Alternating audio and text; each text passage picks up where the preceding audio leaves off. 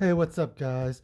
Sorry I've been AFK for a while. I took a few days off because one, my hand's been hurting uh, right here a little bit, just pinching onto the pick hurts, and my other hand cramps up too.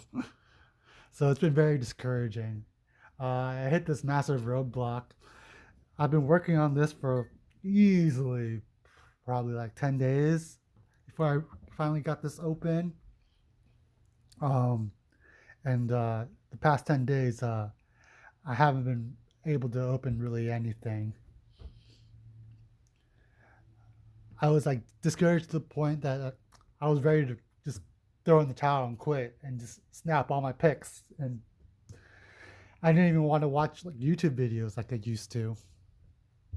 So what I did is I went back and picked everything I had again. I think I have like 18, 20 locks, and I just kept the cores turned or the padlocks unshackled on my desk as a little inspiration. And then I got a little more methodical in my attack. So you all know, um, the short hook's my favorite pick. Like that's what I learned on. That's what I do most of my pickings on. That's just what I'm most comfortable with. And most of the time I would try to open this, I would say 75% of the time I'm spending time readjusting the readjusting the wrench instead of actually picking. You know, uh, just like that, I can barely keep it in. I have a pretty heavy hand, and I even thought maybe a thinner one would help, but no, it's actually worse when I actually get in there and start picking. It's easily what I spend most of my time on. Yep, the thinner wrench didn't help. So the 1100 is easily the nicest, hardest padlock I own, and what's so special about it is it has a kick cylinder, key and knob, so it gives us access to the pins and it allows us to gut it. For the longest time, I didn't want to progressively pin this. I thought it was a real cheap move, but it actually taught me a lot. I went down to all the way down to two pins, and it was a real confidence boost hearing the shackle pop. When I reached three pins, though, I consistently couldn't get it open. Maybe once out of every 20 tries, I would get it open, and that right there sent me back to the drawing board. I was asking myself, like, what the heck am I doing wrong? At this point, picking at this for maybe like a couple hours a day, 10 days, maybe like 7 days, 8 days. Like my hands would cramp right after just 10 or 15 minutes of picking. So I thought I would scrap this wrench and maybe make my own wrench, my own top of the keyway wrench. That would be a little more comfortable because I don't have a bend in my top of the keyway wrench, and you know, holding it vertical like this for an extended period of time um, just isn't comfortable. It isn't comfortable for me, especially when you're fighting the lock for a long time. Your hands get sweaty. It gets real easy to slip. So what I found it was I would use the the Z wrench with a twist because maybe that little extra flex would help distribute the pressure. Because one thing that troubles me is when it's vertical like this And I want to apply pressure. And maybe if I put like a bend in it, this would help. Because when I push with my pointer finger, I feel like I am pushing laterally instead of like actually rotating it, if you know what I mean. So this isn't perfect, this Z wrench. I used the shorter end to go reach in here to the top of the keyway. And if you can see, I have like an extra point of contact right here with the body of the lock. On the short end of the Z wrench, it's too short. I can't reach it. And when I use the top of the keyway, I have, a half-inch gap right there. And it's easy, very easy for me if I'm not putting precise pressure, clockwise pressure. It's easy for me for this to dip and fall out.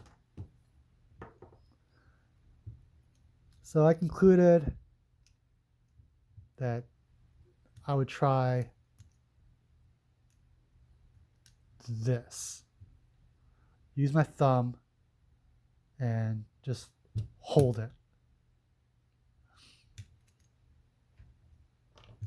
All right. So everyone says feather tension. And only then do I hear the clicks. Because when I was using these wrenches before, like I think I was just using too much pressure, and I would hear maybe one pin click, but after that, like kind of everything just starts binding up. And then it took me a while before I settled with this thumb right here. I was still using my pointer finger. Maybe I was trying to keep this a little more vertical to like have a gravity assist, because it's really feather tension that I apply. Like I feel like I'm just holding it. Like I'm not really pushing. I'm just holding it. Try to keep it still. That's like the amount of tension I'm applying. And what makes the 1100 really hard, in my opinion, is that you have to use feather light tension to set the pins, but the actuator requires a lot of pressure to release the shackle. So meaning like turning this key, it takes quite a bit. So what I started to do is I started practicing picking with the shackle unlocked, and then I don't have that resistance of the actuator, and this is feather light 10 times easier. You learn how the binding order works, and it's very easy. Next thing I noticed uh, my first key pin is actually set super high compared to the rest of them. So when I would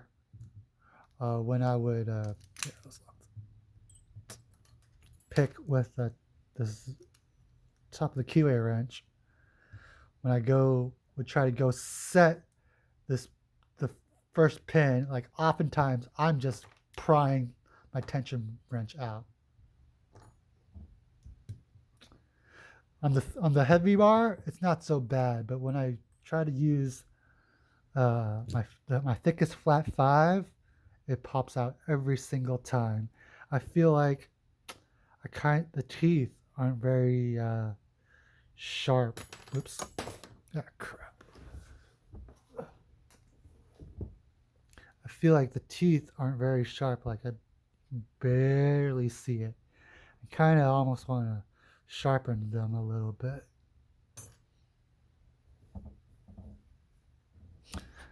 So once I saw that, I gave up.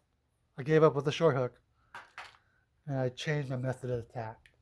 And that's kind of like the moral of the story: is if one thing doesn't work, try something else because I was so asphyxiated on, you know, trying to get it open with a heavy bar and my top of the keyway or and my short hook that it just wasn't working. So I settled with the Sparrow's high reach. It's much higher. See that it's that little extra couple millimeters right there really makes a difference.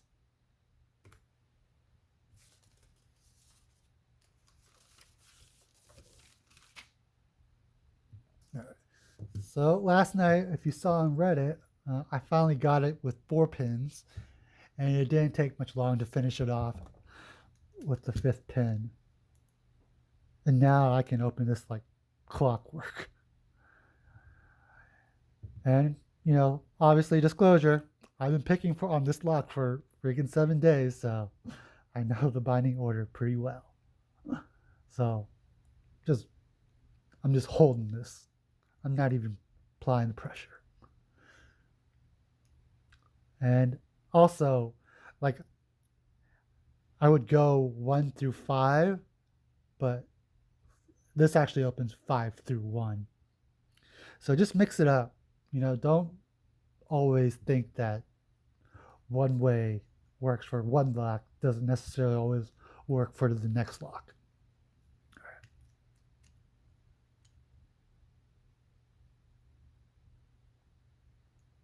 All right. Click, click, click. Too much. Click.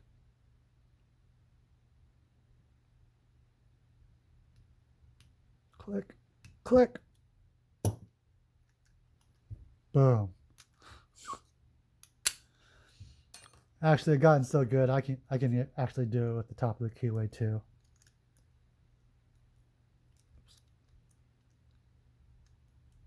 It's not as comfortable, but opening it up in 10 seconds is much easier on my hands than if I was stuck here for like 15 minutes. See, like, even I struggle just with setting it. But same pick, high reach, just different wrench. Click, 4. Yep.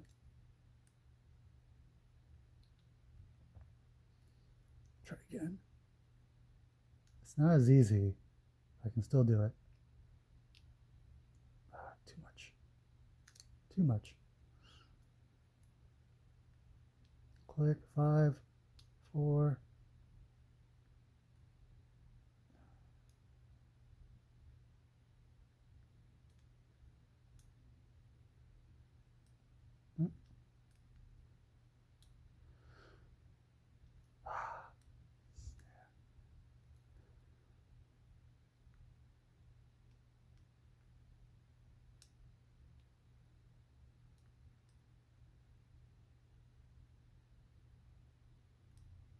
A little notch in the pick really helps me find the top of the key pin.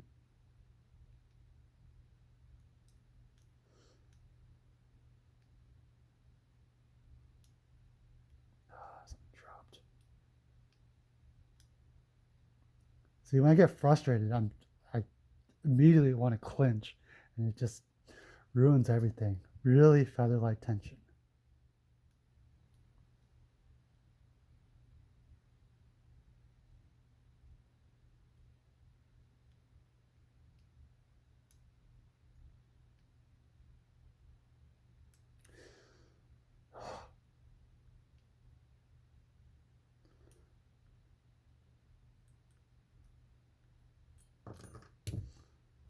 Well, trust me, I believe I can open this.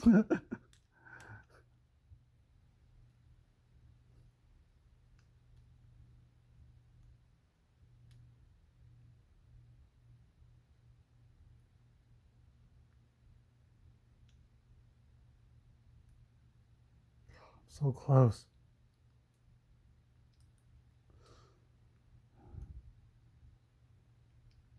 Here we go. 4, 4, 3, 2, 1. 2 clicks. All right. Sorry, that took a little longer than I thought. This video is a little longer than I thought too. So I'm gonna get this.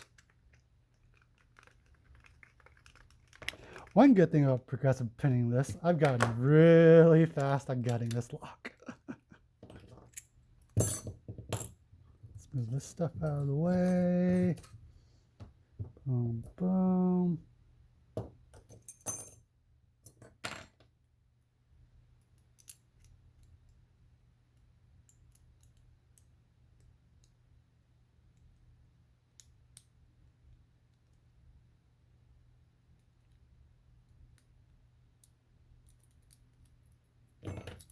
Ah, shit. Drop some pins. Did I not lock it up? Oh, I didn't lock it up.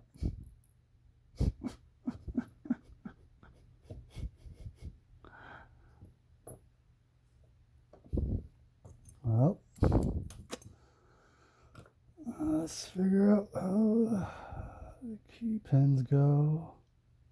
Well, I know this is the first one because it's standard.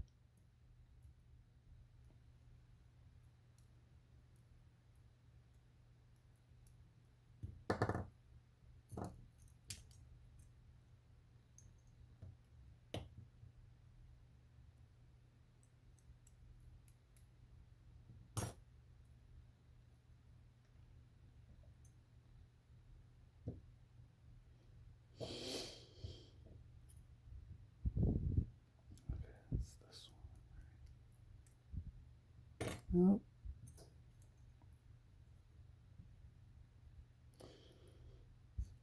This one. Okay, so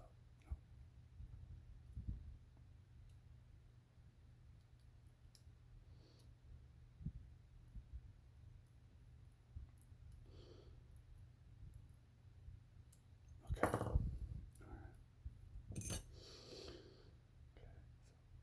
Boom. Boom. Boom. Boom. That's the order.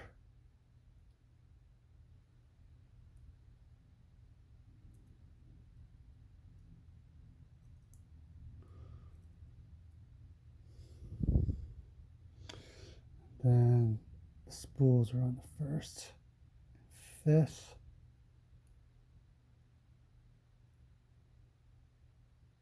No, it wasn't. The serrated one was there.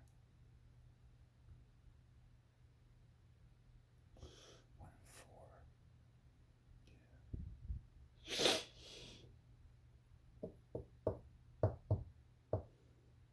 Then all little copper springs.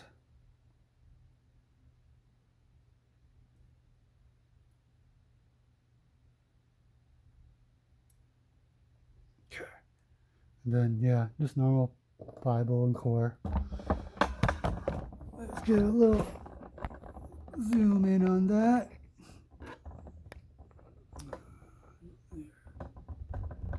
See, what makes this, what makes this so hard is that there's serrations on the key pins as well, except for the first one. But there's that's a lot of clicks if you're not at the right clicks. Oh, and also I want to show you one more thing too while we're here. This is why you need feather light tension on this. So put a spring back, and then I don't know how well you can see, but that's just how high all the pins sit. Like, they sit pretty high in the Bible already. So it's not many clicks. You don't have to lift them that high, is what I'm saying. All right, that's all I got for you. Yeah, this video is getting a little long, so take care. I'll be back soon.